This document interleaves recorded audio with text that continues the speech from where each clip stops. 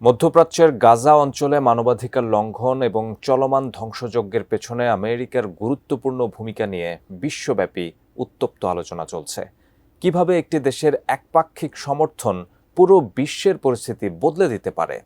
এছাড়া ইসরায়েলের পাশে দাঁড়িয়ে আমেরিকার এই বিপজ্জনক নীতি, যা কেবল মধ্যপ্রাচ্য নয়, পুরো পৃথিবীকে সংকটের দিকে ঠেলে দিচ্ছে। আমেরিকার ইশারায় কেন পুরো বিশ্ব নাচে, আর ফিলিস্তিন কি পারবে এর বিকল্প উদাহরণ হতে? সে বিষয়ে বিস্তারিত জানাচ্ছেন ইশতিয়াক হোসেন।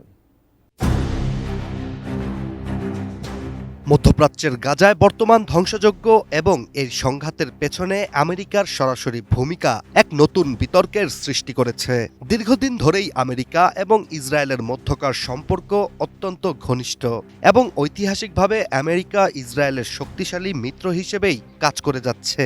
এর ফলে ইসরায়েল তার আঞ্চলিক অধিকারের অজুহাতে ফিলিস্তিনের গাজা অঞ্চলে বারবার সামরিক আক্রমণ চালিয়ে আসছে, যার ফলস্বরূপ হাজার হাজার নিরপরাধ মানুষের প্রাণহানি ঘটেছে।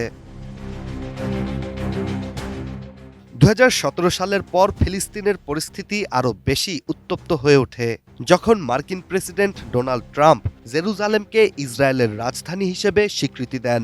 এই সিদ্ধান্তটি আন্তর্জাতিক আইন এবং ন্যায় বিচারের বিরুদ্ধে গিয়ে একতরফাভাবে ইসরায়েলের পক্ষ নেয়ার স্পষ্ট ইঙ্গিত ছিল।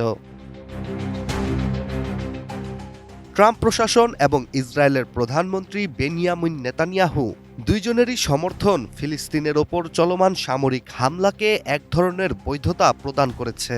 গাজায় ইসরায়েলের নির্দয় আক্রমণ, বিমান হামলা এবং স্থল অভিযান প্রায় প্রতিদিনই প্রাণহানির ঘটনা ঘটাচ্ছে। তবে প্রশ্ন হলো, এসব আক্রমণ এবং ধ্বংসযজ্ঞের পেছনে আমেরিকার সমর্থন কিভাবে বৈধ? মধ্যপ্রাচ্যে আমেরিকার এত প্রভাব বা আধিপত্য পাওয়ার অধিকার কিভাবে আসে? কোয়ালিটি সম্পন্ন আন্তর্জাতিক মানের still bar CSRM, committed for better still. America বিশ্বের অন্যতম শক্তিশালী দেশ। সামরিক ও অর্থনৈতিক প্রভাব ব্যবহার করে বিশ্বের বিভিন্ন অঞ্চলে আমেরিকা নিজের স্বার্থ রক্ষা করে থাকে। আর মধ্যপ্রাচ্য, যা বিশ্বের তেল উৎপাদনের অন্যতম কেন্দ্র, সেখানে আমেরিকার প্রভাব অত্যন্ত গুরুত্বপূর্ণ।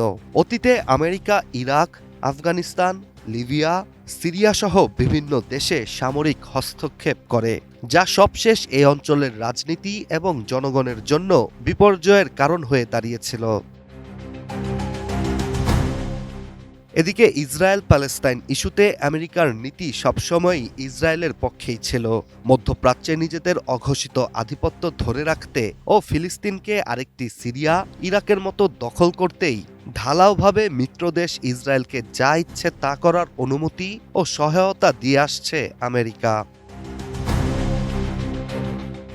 সরাসরি আমেরিকার সাথে কিংবা ইসরায়েলের সঙ্গে যুদ্ধে জড়িয়ে ফিলিস্তিন নিজেদের সংকট কোনো দিনও মেটাতে পারবে না। ফিলিস্তিনের এই সংকট থেকে বের হতে হলে আন্তর্জাতিক সমর্থন, শান্তিপূর্ণ প্রতিবাদ, আর্থিক ও সামরিক সহায়তা এবং রাজনৈতিক ঐক্য প্রয়োজন বলেই ধারণা বিশেষজ্ঞদের।